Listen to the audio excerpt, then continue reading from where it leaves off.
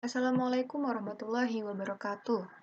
Hari ini kita akan belajar tentang bilangan pecahan, ya. Nah, bilangan pecahan ini nanti terdiri dari penjumlahan pecahan dan ada pengurangan pecahan. Untuk hari ini, Bunda akan ajarkan tentang penjumlahan pecahan supaya satu-satu, jadi nggak langsung berbarengan, ya. Jadi kalian nanti lebih paham seperti apa penjumlahan pecahan itu. Nanti Bunda akan jelaskan penjumlahan pecahan biasa dan penjumlahan pecahan campuran, juga penjumlahan pecahan desimal. Oke, silakan disimak ya. Oke, yang pertama, penjumlahan dua pecahan berpenyebut sama, ya. Seperti yang anak-anak ketahui, bahwasanya bentuk dari pecahan itu seperti ini ya. A per B, ya. Nah, yang A ini namanya pembilang. Kemudian yang B ini namanya penyebut. Begitu ada pernyataan pecahan berpenyebut sama, berarti yang sama itu bagian B-nya ya, bagian B-nya. Oke, kita langsung ke contoh. Langsung ke contoh, misalnya nomor 1. Berapa? 1/2 ditambah 3/2. Nah, gitu ya. Ini penyebutnya sama-sama 2. Berarti langsung penyebutnya kita tulis 2. Tinggal dijumlahkan di bagian atasnya. 1 tambah 3 berapa? 4. Nah, berarti jawabannya 4/2. Gampang ya? Oke, nomor 2. Misal, 2/5 ditambah 6/5. Nah, seperti ini. Berarti penyebutnya langsung 5. Tinggal kita jumlahkan di atas. 6 tambah 2. 6 tambah 2 berapa? 8. Berarti jawabannya 8/5.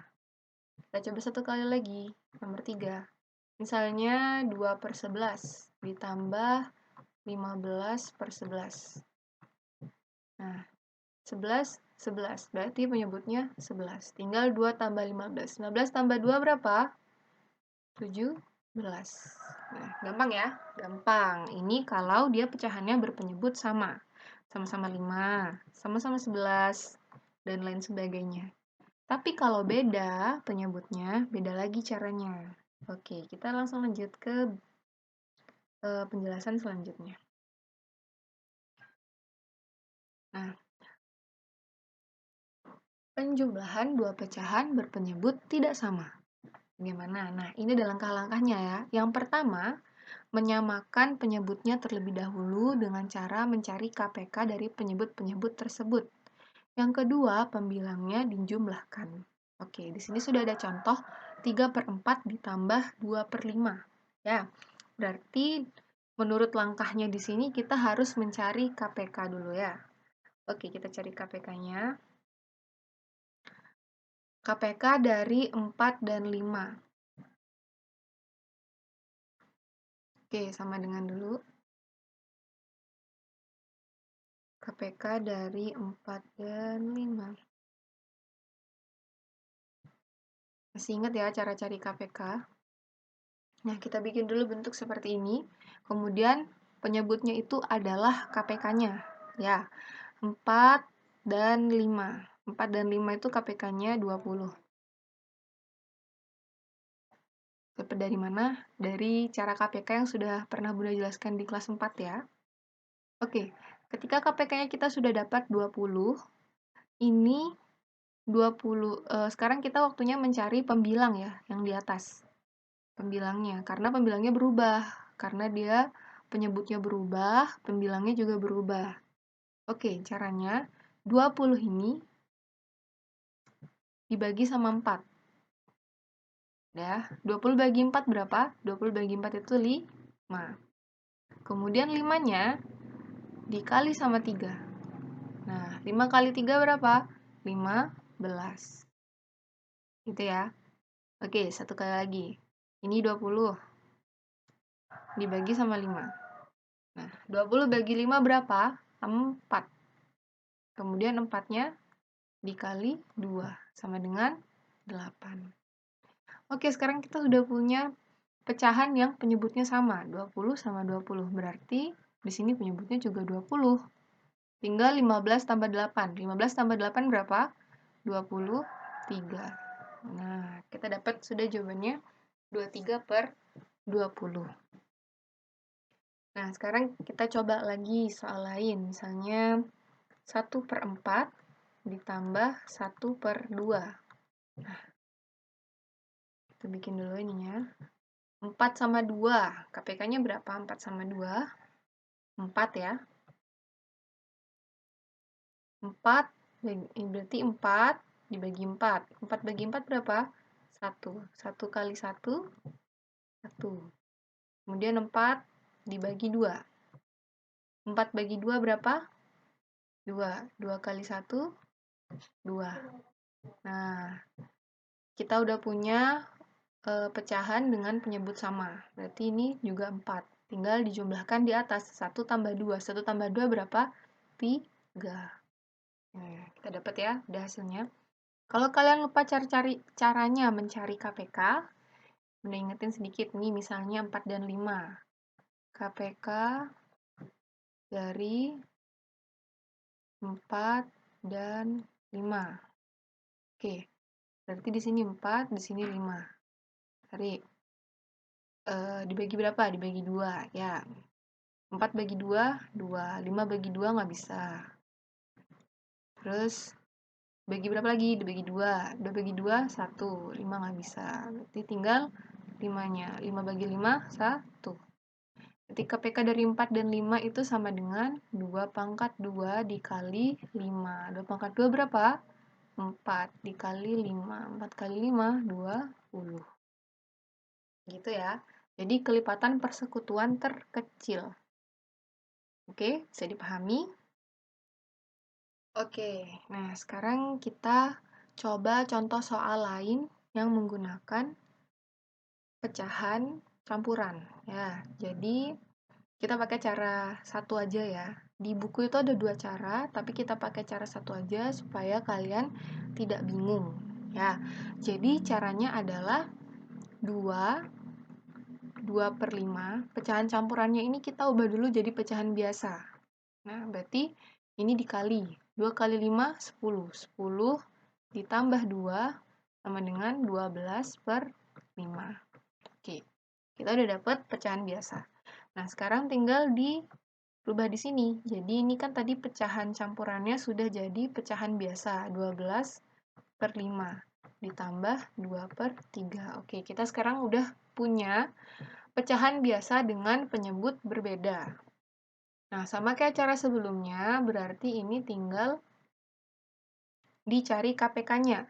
5 dan 3, KPK-nya adalah 15. Oke, 15 ya. Berarti ini 15 dibagi 5 dulu, sama dengan 3. 3 dikali 12 sama dengan 36. 15 dibagi 3 itu sama dengan 5. 5 dikali 2 sama dengan 10. 36 tambah 10 sama dengan 46 per 15. Gitu ya. Mudah ya? Bisa ya? Oke, mau coba soal lain? Misalnya 1 per 5 ditambah 2 per 3. Gitu misalnya. Sama, 1 per 5 ini kita ubah dulu jadi pecahan biasa. 1 per 5. Itu berarti pecahan biasanya 1 kali 5, 5. 5 tambah 1 sama dengan 6. Berarti 6 per 5. Jadinya 6 per 5 ditambah 2 per 3. Nah, tinggal cari KPK-nya 15 ya, 5 dan 3. 15 bagi 5, 3. 3 kali 6, 18. 15 bagi 3, 5. 5 kali 2 sama dengan 10. 10 tambah 18 sama dengan 28 per 15. Gitu. Bisa ya? Bisa, insya Allah bisa. Ini bisa kalian putar berkali-kali aja videonya supaya lebih paham. Oke, sekarang kita lanjut ke bentuk pecahan yang lain. Tadi sudah pecahan yang biasa, sudah pecahan campuran.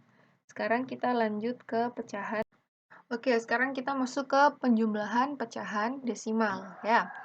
Nah, caranya harus meletakkan koma dalam satu garis lurus. Jadi di sini udah ada 3 soal yang Bunda siapkan. Ada 0,7 ditambah 0,9.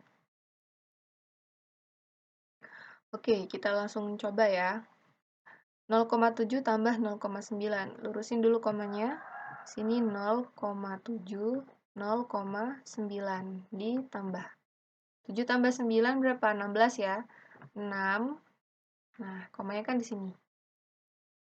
Satunya ke atas, seperti penjumlahan biasa. 1 tambah 0 tambah 0, 1. Berarti 1,6.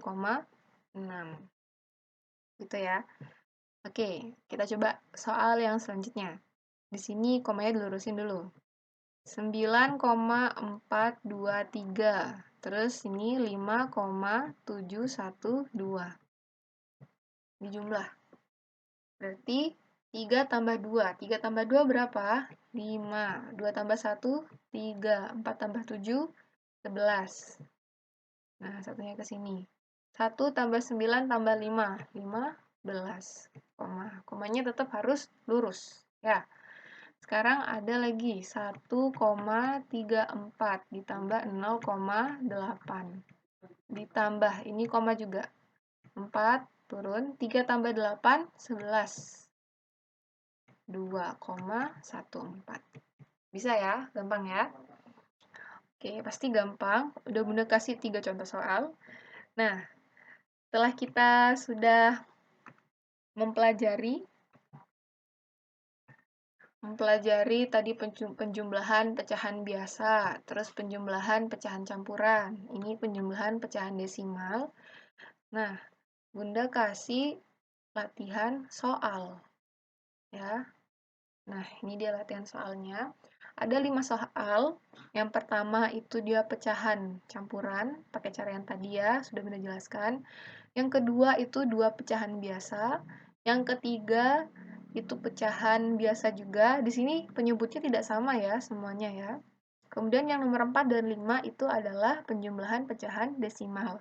Silakan dikerjakan di buku tulis ya. Ditulis caranya, jadi jangan langsung diisi berapa per berapa, jangan kayak gitu. Diisi caranya ya, supaya nanti Bunda bisa tahu kalian sudah paham atau belum. Ya. Di buku tulis, diisi kelas, dan diisi nama. Jangan lupa ya. Tetap jaga kesehatan dan jangan malas berlatih. Terima kasih sudah menyimak penjelasan Bunda. Jangan lupa latihan, karena kunci matematika itu ada di latihan. Sekian dari Bunda. Wassalamualaikum warahmatullahi